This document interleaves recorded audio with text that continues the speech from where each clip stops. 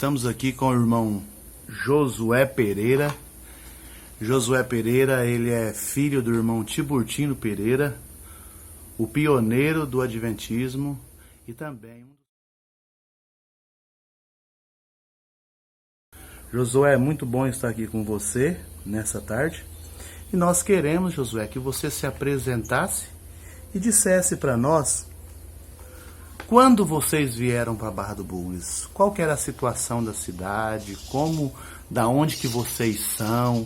Fale um pouco sobre a sua família e a vinda da sua família, em especial do seu pai, aqui para a nossa cidade. Márcio, foi um prazer ouvir essas perguntas, indagações. Para mim é um prazer, porque há muitos anos, foi em 1967, quando nós viemos para Barra do Bugres. A cidade é muito pequena e a gente viemos diretamente de São Paulo, de Pereira Barreto.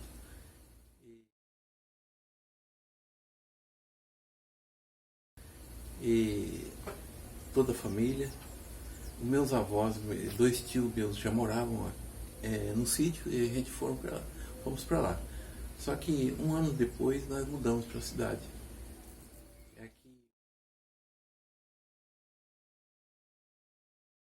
Aqui meu pai comprou uma casa e a gente viemos para cá e ele não tinha local para nós reunirmos. E como nós tínhamos... Meu pai fez muita amizade com as pessoas daqui da cidade.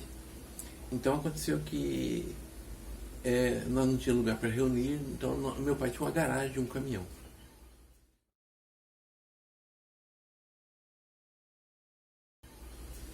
E nós passamos a reunir naquela garagem, perto da casa do meu pai.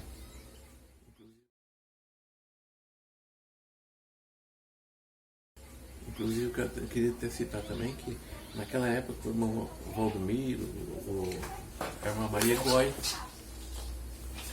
eles chegaram de Vera e começaram a assistir às reuniões conosco e assim nós reunimos mais pessoas e adeptos para o nosso grupo. 2 anos mais tarde vieram as pessoas, dois tios meus que moravam no sítio, vieram para a cidade também e começamos a fundar um grupo. Quantas pessoas tinha nesse grupo, Josué? Aproximadamente 53 pessoas ao todo, entre adultos e crianças.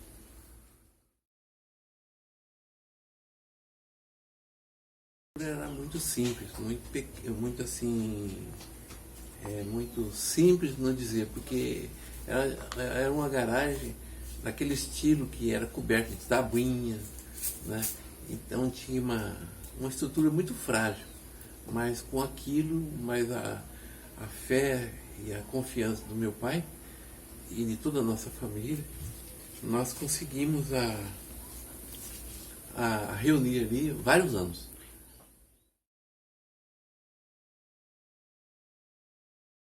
E logo em seguida, aí foi começando a construção da usina em Itamaraty, então vieram muitos irmãos trabalhar naquela região.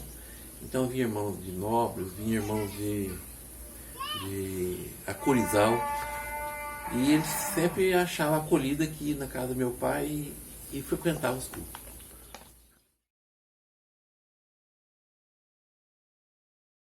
Eu me lembro uma coisa que eu queria dizer para você, que nunca eu esqueço, que o trabalho era muito profícuo aqui na cidade, muito bom. Meu pai fazia as reuniões, visitas, e as pessoas aderiam às nossas congregações, e muitas pessoas eram batizadas, e o grupo foi crescendo. Inclusive eu me lembro uma vez que o pastor Aurélio era pastor da região na época, eu morava em Cuiabá, e meu pai, com alguns irmãos, prepararam 14 pessoas para ser batizadas. Inclusive o seu tio, Antônio Urel. Antônio Urel. Então surgiu a ideia de nós construirmos um templo, uma igreja. Então nós começou a compra do terreno. um japonês aqui na Barra que tinha um loteamento onde que é a igreja central hoje. Ele tinha um loteamento, então ele já, ô seu Tiburtino, eu dividi os lotes, meu terreno em lotes, e eu quero vender o lote para o senhor. Então foi uma boa oportunidade. Então o dinheiro que nós vendemos do lote para a igreja Assembleia, nós compramos dois lotes do senhor Ito, e a partir dali adiante nós começamos a limpar o lote e construir. Então a primeira igreja de Barra do Bugres, ela foi construída exatamente onde é a igreja central hoje. A igreja central hoje. Nossa. Era pequena, muito humilde.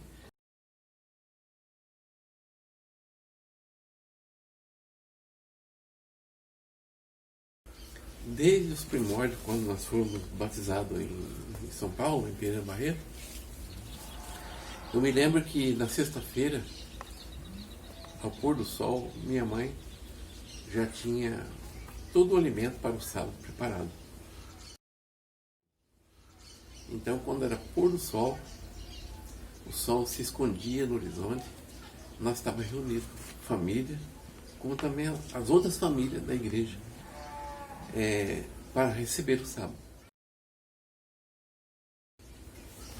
E aquilo era muito gratificante para a gente. E os hinos preferidos do meu pai era Herdeiro do Reino. E durante o tempo que ele esteve conosco, esse hino, todas as vezes das reuniões, ele pedia para que nós cantássemos.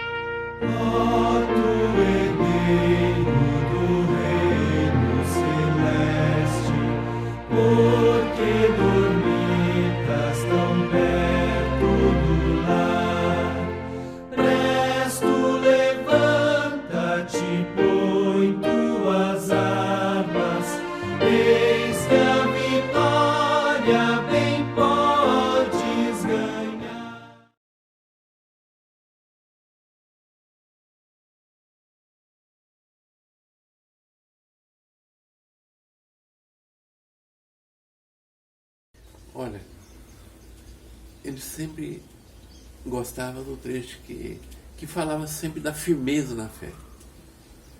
A firmeza. Ele sempre lia os textos de Abraão, o pai da fé. Ele lia sobre Isaac, sobre Jacó, os patriarcas. Eu queria que você falasse para nós, Josué, se o seu pai fosse vivo hoje, que mensagem ele traria para a igreja, na sua opinião? O pai sempre ele reclamava para nós as condições do mundo e as condições da igreja. E ele nunca desanimou em reclamar para os seus filhos que ele gostaria de ver essa essência, essa busca pela a firmeza da fé. Apesar de alguns reveses na vida, de algumas coisas que não eram coerentes com os pensamentos dele, ele foi ficando assim um pouco distante, mas a fé dele nunca se esmoreceu. Chegou um dia que eu cheguei da igreja, no sábado, eu fui visitar ele, já estava bem fraco. Ele perguntou como é que foi a reunião. Eu contei para ele como é que foi a reunião na igreja.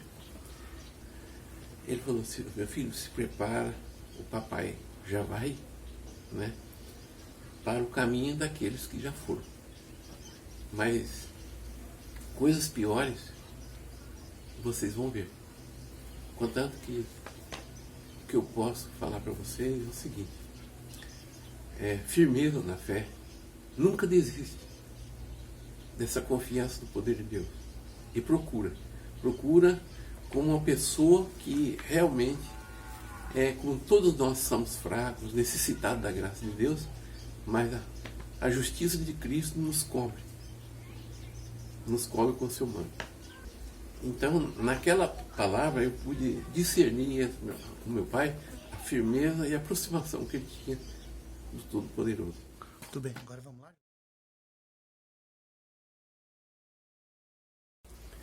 Meu pai, antes de falecer, ele disse para mim: meu filho, combati o bom combate, acabei a carreira e guardei a fé. Já a coroa já está guardada a mim, não somente a mim, mas todos aqueles que amarem a sua vinda. Então, Márcio, por incrível que pareça, com todas as nossas falhas, as nossas fraquezas, nunca perdi a confiança daquele dia de 22 de julho de 1962, quando, aos 12 anos de idade, eu desci as águas batismais, sendo batizado pelo pastor Assad Bechar. Então, eu relembro essa história e dá uma certeza que no mundo que nós estamos vivendo, aquele que nós esperamos está às portas. Isso me consola e consola também a certeza de que minha família também terão esse privilégio. E eu quero dizer para você, nem tudo que a gente pensa corre como a gente pensa, mas todas as coisas, a palavra de Deus diz assim, todas as coisas contribuem para aqueles que amam a Deus. Então, a minha certeza é que aqueles que não estão perto de nós, que são da nossa família, eles conhecem a verdade.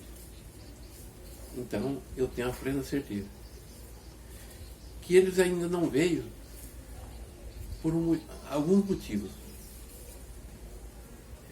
São motivos de fraqueza do ser humano. Né? Ficaram muito distantes, né? Não tiveram a busca, entendeu? E hoje eles têm um pouco de vergonha para aproximar. Mas eu acredito que quando a Igreja de Deus se revitalizar, então o Espírito de Deus estar possuindo a igreja, então a igreja será outra, e aqueles por quem nós oramos estão à procura da casa. Muito bem, Josué.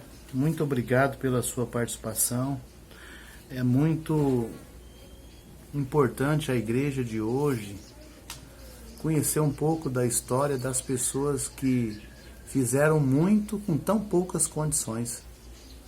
Eu pude perceber que naquele tempo, nesse diálogo contigo, naquele tempo, os irmãos eram mais unidos. Você falou dos mutirões, você falou que o pastor vinha e pegava no cabo da enxada, tinha muito mais esse senso de missão.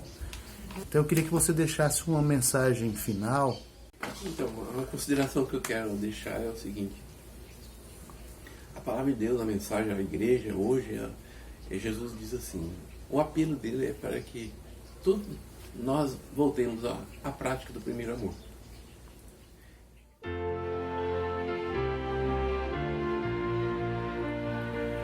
Isso é a essência do cristianismo, a essência do poder de Deus.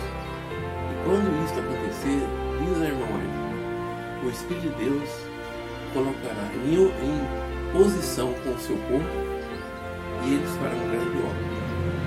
Então, eu acredito muito. A igreja cresceu. Hoje nós temos 3 igrejas no cresceram número de membros e cresceu também famílias, outras vieram de fora, agregaram a igreja, mas a gente vê uma ausência um pouco do primeiro amor. Então eu gostaria de fazer um apelo assim, voltemos à prática do primeiro amor.